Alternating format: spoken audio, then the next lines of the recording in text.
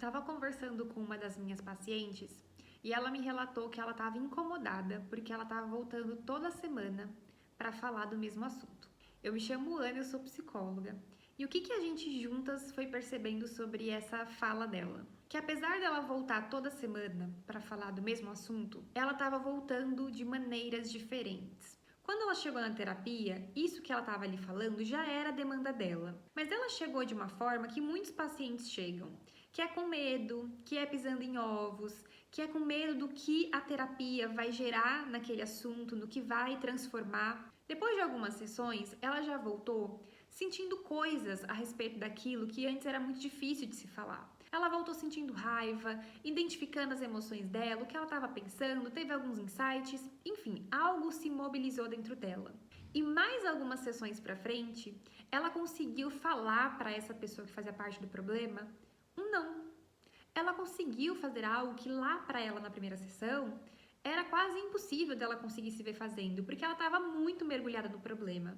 E mais pra frente ainda, porque nessa situação ela falou não, mas ela se sentiu desconfortável, depois de mais algumas sessões, ela chegou, tinha dito um não, tinha mantido uma postura assertiva e estava feliz. Ela conseguiu ficar satisfeita em dizer um não e bancar. E por que eu trouxe essa história pra cá? Porque muitas vezes a gente acha que a terapia é uma coisa que a gente vai chegar e que em uma sessão a gente vai resolver a nossa vida inteira. Você vai ter que voltar 1, 2, 3, 4, 5, quantas vezes forem necessárias nesse mesmo assunto, porque cada vez que você volta lá, você vê de uma perspectiva diferente.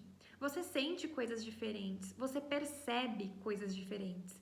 Então, estar disposto a falar do mesmo assunto várias vezes é a capacidade de você se conhecer, entender por que você entrou nesse problema, como esse problema se mantém e quais as ferramentas que você pode utilizar para lidar com ela. Talvez as ferramentas que você utilizou até aqui não estejam funcionando.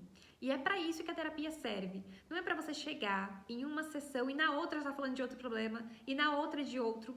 É exatamente porque essa paciente topou falar desse problema, topou olhar para esse problema, que ele foi se modificando. A terapia ela é um processo para você se enxergar e para você poder aprender ferramentas para lidar com aquilo que é o seu problema.